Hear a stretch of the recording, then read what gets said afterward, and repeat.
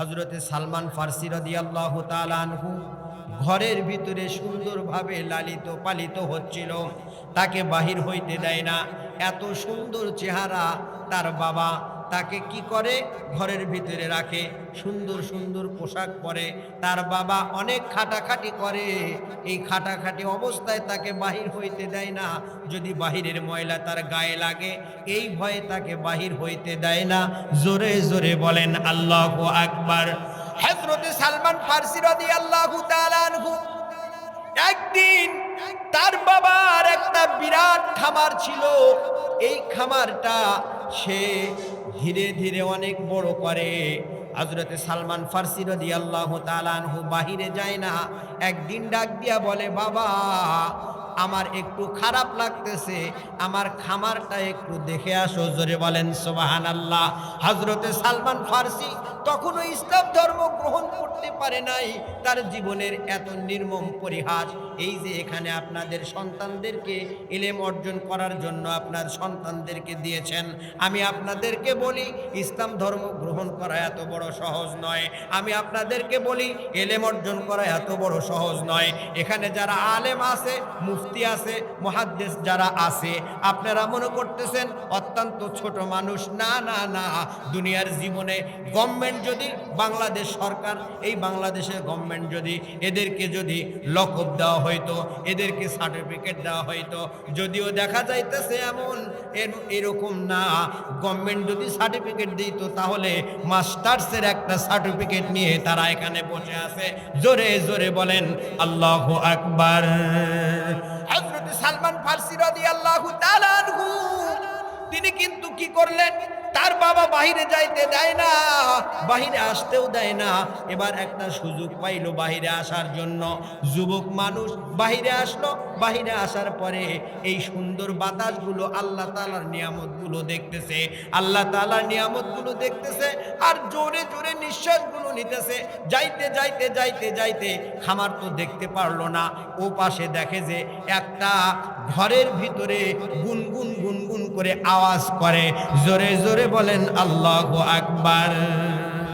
গুনগুন গুনগুন করে আওয়াজ করে, আর কার কাছে যেন প্রার্থনা করে, কার কাছে যেন দোয়া করে।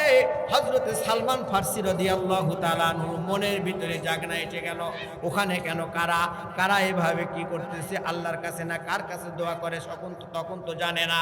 না জানার কারণে ওই আপনার খামারিতে না যাইয়া, তার যে কি খামার ছিল কিতাবের ভিতরে আসে নাই। তখন যেহেতু কোন খামার ছিল, মুরগির খামার না উটের খামার, ছাগলের খামার না গরুর খামার, এই কথা কিতাবের ভিতরে আসে নাই। এতটুকু লিখেছে যে তার বাবার একটা খামার ছিল, এই খামার দেখতে যাওয়ার জন্য তিনি যখন বাহির হইল, অদূরে এই খামারের কাছে, খামারের ভিতরে না যাইতা ওয়ালের পিছনে দেখে গুনগুন গুনগুন করে কি যেন কারা পড়ে। এই পড়াটা দেখার জন্য তিনি খামার বাদ দিয়া সেখানে চলে গেলেন। জোরে জোরে বলেন সুবহানাল্লাহ। কোথায় চলে গেলেন? খামারের মধ্যে। খামারের মধ্যে না যায়া কলের পিছনে দেখলেন গুনগুন করে তারা কি পড়তেছে, এটা দেখার জন্য আল্লাহর কি কাম, সেখানে গিয়া দেখে যে সেখানে একটা গির্জা। জোরে বলেন আল্লাহু আকবার। গির্জা, এর মধ্যে মানুষ প্রার্থনা করতেছে, দোয়া করতেছে। সালমান ফার্সি এর বাবা কিন্তু অগ্নি পূজক ছিল, সে অগ্নি পূজা করত। আর এখানে খ্রিস্টানরা, এখানে এরা পূজা করতেছে, গুনগুন করে দোয়া করতেছে।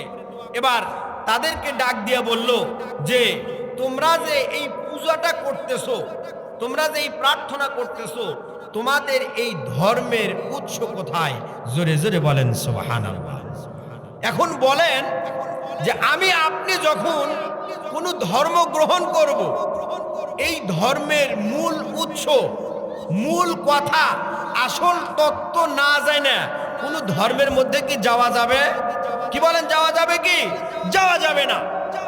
হযরত সালমান ফার্সি তাদেরকে বলল যে ভাই তোমরা যে এই ধর্ম গ্রহণ করছো, তোমরা এই ধর্ম পালন করতেছো, তোমাদের এই ধর্মের উৎস কোথায় আমাকে একটু বলো। তখন বলতেছে যে আমাদের এই ধর্মের উৎস হলো শাম দেশে। কোথায়? শাম দেশে। তখন বললেন যে এই শাম দেশে আমার যাওয়া দরকার। শাম দেশে কি করা দরকার? আমার যাওয়া দরকার। তখন এই চিন্তা ভাবনা করলেন, কিন্তু বেলা তো ধীরে ধীরে শেষ হয়ে গেল। সেখান থেকে রিটার্ন সে বাড়িতে আসলো। বাড়িতে আসার পরে বাবা জিজ্ঞেস করলো, বাবা তুমি কি খামার দেখতে গিয়েছিলে?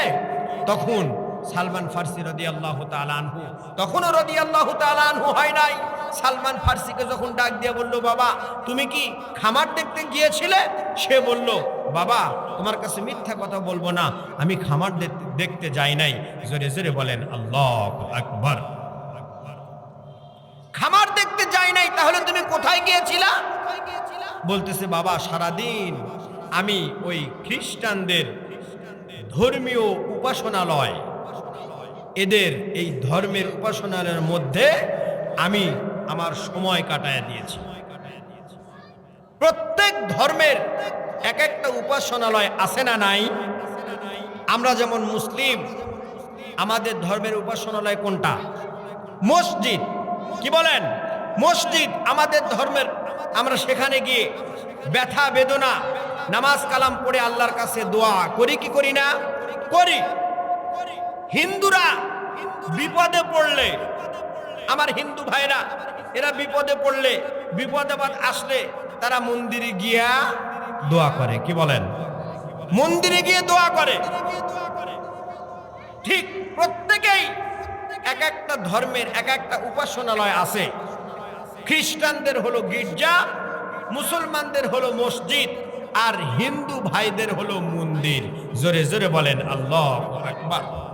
আল্লাহ নবী সাল্লাল্লাহু আলাইহি ওয়াসাল্লাম কাউকে কখনো কোনো ধর্মের ব্যাপারে জোরাজোরি করে নাই।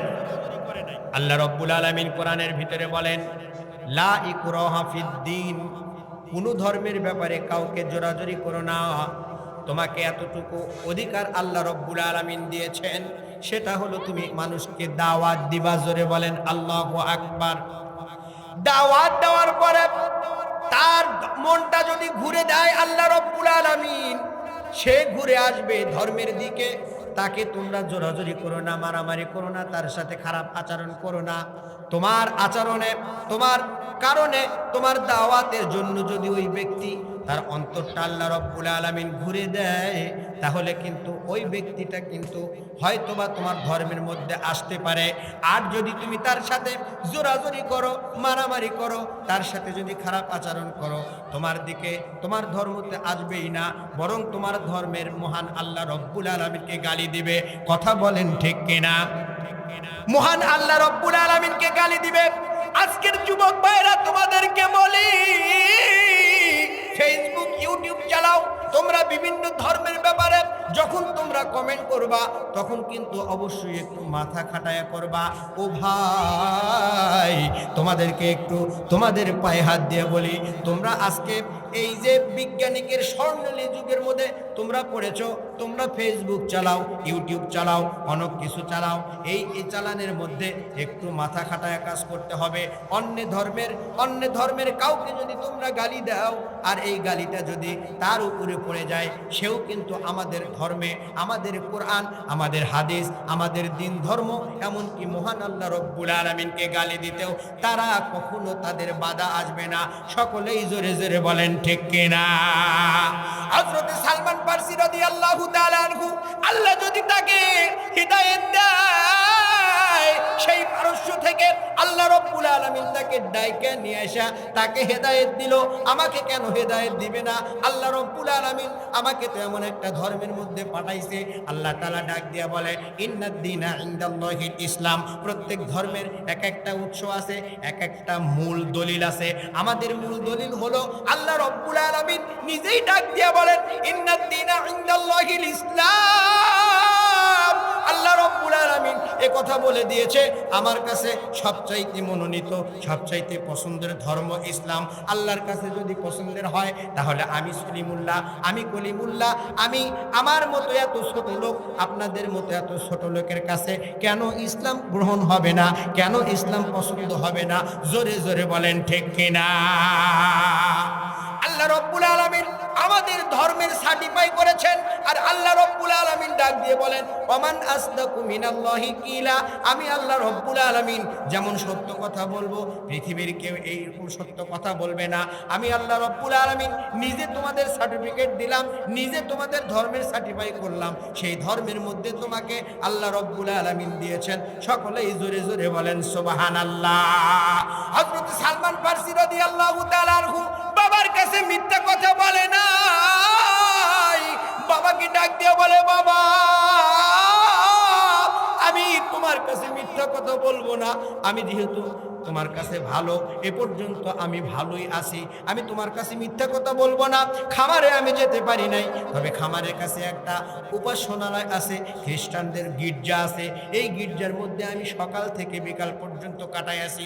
শুধু কাটাই নাই, আমি তো ওই খ্রিস্টান ধর্মের মধ্যে যেতে চাই। সকলেই জোরে জোরে বলেন নাউজুবিল্লাহ। এখন চিন্তা করেন, বাবা হলো অগ্নি পূজক, আমার বাবা যদি হিন্দু হয়, আমি যদি মুসলমানের মধ্যে যেতে চাই, তাহলে আমার বাবার মাথা কি ঠিক থাকবে?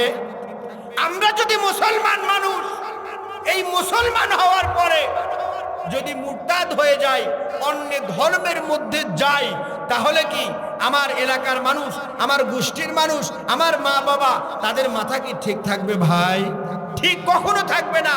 অথচ আজকে মুসলমান দুইটা টাকার জন্য, একটু স্বার্থের জন্য তারা বিভিন্ন জায়গায় বিভিন্ন সময়ে, আমার কাছে রেকর্ড আছে, আমি জানি, আমি দেখেছি, ইভেন আমাকে পর্যন্ত দাওয়াত দেওয়া হয়েছিল খ্রিস্টানরা। আমি ছোট তখন তলবে এলাম, আমি ছাত্র মানুষ, আমাকে একজন খ্রিস্টান দাওয়াত দিয়েছিল যে তুমি আমাদের ধর্মে আসো, আমি তোমাদেরকে টাকা পয়সা সকল কিছু দেবো, এমনকি যুবক তোমার এই কষ্ট তোমার থাকবে না, প্রতি মাসে তুমি আমাদের কাজ করবা, সঙ্গে সঙ্গে কিছু বেতনও পাইবা। সকলেই জোরে জোরে বলেন নাউজুবিল্লাহ। বিশেষ করে এই যে রংপুর দিনাজপুর এলাকায় এই দিক কিন্তু খ্রিস্টানরা কাজ বেশি করতেছে। খুব লক্ষ্য করবেন, আপনার চোখ কান খোলা রাখবেন। আজকে আপনি এক ওয়াক্ত খাইতে পারেন নাই, এমন হবে না যে না খাওয়ার দরুন আপনি ঈমান হারা হয়ে যাবেন। কিন্তু আল্লাহ না করুন যদি আপনি তাদের ধর্মের মধ্যে পড়ে যান, এই ধর্মের মধ্যে পড়ে যাওয়ার কারণে আপনি মুসলমান থেকে মুরতাদ হয়ে গেলেন। এই মুরতাদের যে কত শাস্তি, যখন আপনি মরবেন তখন আপনি বুঝবেন। জোরে জোরে বলেন নাউজুবিল্লাহ। অগ্নি পূজক সালমানের বাবা, তার মাথা গরম। আমি শুধু অগ্নি পূজক নয়, আমি হলো বিখ্যাত অগ্নি পূজক। এই বিখ্যাত অগ্নি পূজকের ছেলে তুমি আজকে খ্রিস্টান হয়ে যাবা, এ তো কখনোই হতে পারে না। এত আদরের সন্তান, এই আদরের সন্তানকে কি করলেন? সঙ্গে সঙ্গে ঘরের ভিতরে এমনভাবে আবদ্ধ করে রাখলেন, এই আবদ্ধের মধ্যে সে যেন বাহিরে যাইতে না পারে। সকলেই জোরে জোরে বলেন নাউজুবিল্লাহ। ঘরের ভিতরে শুধু কান্নাকাটি করে, শুধু কান্নাকাটি করে, আর বলে যে শামের দিকে যদি কোনো কাফেলা খ্রিস্টানদের যায়, তারা যেন কোনো কৌশলে আমাকে বাহির করে নিয়ে যায়, আমি তাদের সাথে যাব। সকলেই জোরে জোরে বলেন নাউজুবিল্লাহ। হযরত সালমান ফারসি রাদিয়াল্লাহু তাআলা আনহু ঘরের ভিতরে আবদ্ধ, মনের ভিতরে জ্বালা, কেমনে বাহির হইবে? শামের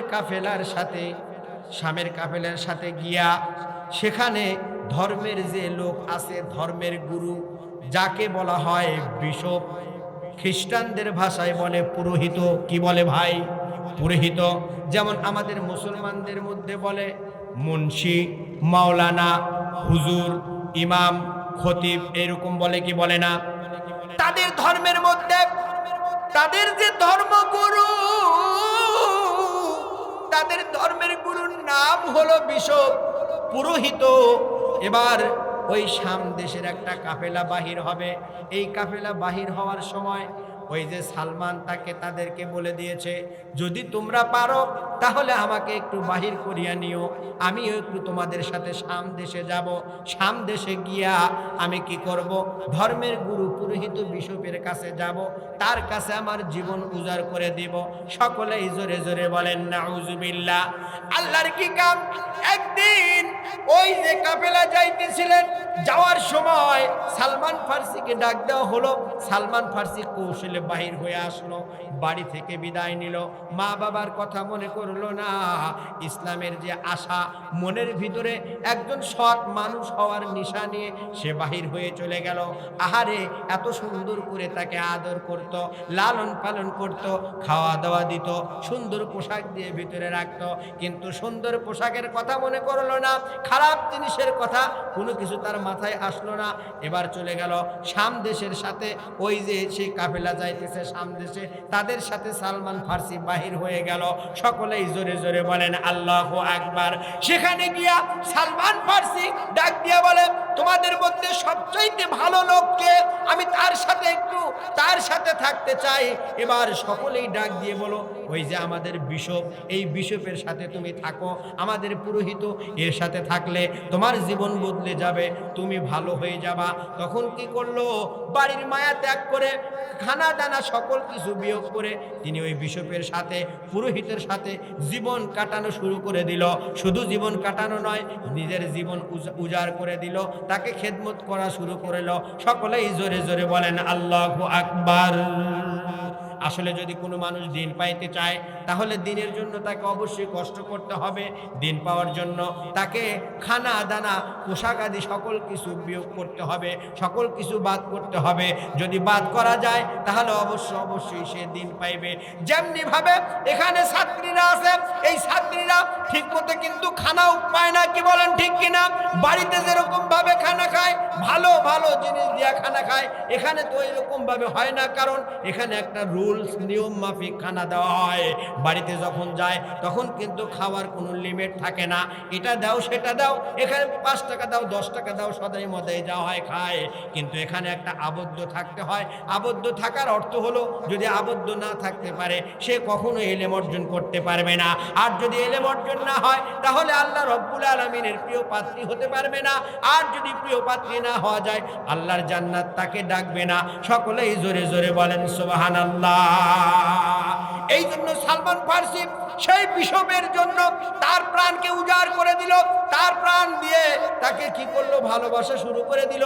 একদিন যায়, 2 দিন যায়, 1 মাস 2 মাস 3 মাস যায়, 1 বছর 5 বছর চলে যায়। চলে যাওয়ার পরে যখন ওই পুরোহিত, ওই বিশপ বৃদ্ধ হয়ে যায়, বৃদ্ধ হওয়ার পরে সালমান ফার্সি ডাক দেয়া কয়, এখন আমি আর কার কাছে যাব? এবার ওই বিশপ ডাক দেওয়ার কয়, তুমি এখন, তোমাকে একটা বুদ্ধি দিয়ে দেই, তুমি এখান থেকে নাজবিন নামক একটা জায়গা আছে, ওই জায়গায় যাও, ওই জায়গায় একটা ভালো মানুষ আছে, তার সান্নিধ্য তুমি লাভ করবা। সকলেই জোরে জোরে বলেন সুবহানাল্লাহ। কোথায় যাইতে বললো? নাজবিনে। এর আগে ওই বিশপ বয়সের কারণে সে মৃত্যুবরণ করলো, কিন্তু মৃত্যুবরণের পরে আমরা যেরকম আমাদের হুজুর ইমাম সাহেব যারা আছে তাদেরকে আমরা কি করি, সুন্দর শ্রদ্ধার সাথে তাদেরকে মাটি দেওয়া হয়, কি বলেন ঠিক কিনা? তাদেরকে মাটি দেওয়া হয়। ওই বিশপকেও এই চিন্তা ভাবনা করলো যে তাকে শ্রদ্ধার সাথে তাকে মাটি দিবে, কিন্তু সালমান ফার্সি ডাক দিয়া বলে, তোমরা যাকে ভালো বলতেছো আসলে এই লোকটা ভালো না। সকলেই জোরে জোরে বলেন নাউজুবিল্লাহ। কি বলেন? মানুষকে দেখে কখনো বোঝা যায় যে এই লোকটা এরকম? বোঝা যায় না। এই বিশপও ঠিক ওই রকম ছিল।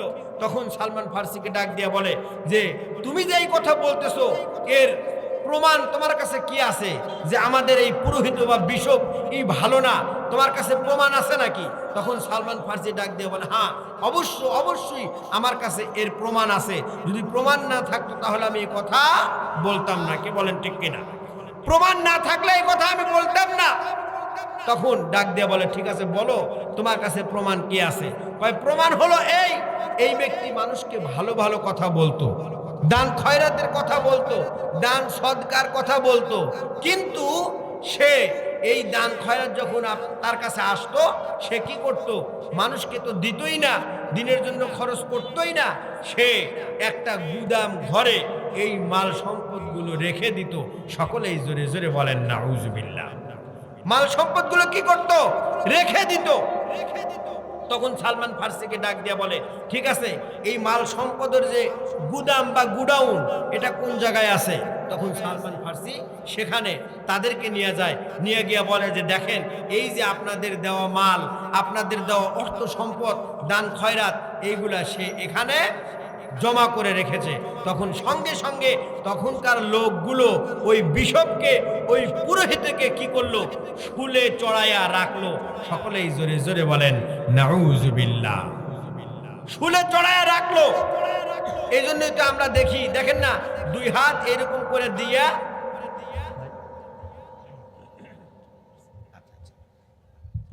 দুই হাত প্রসারিত করে দেয়া,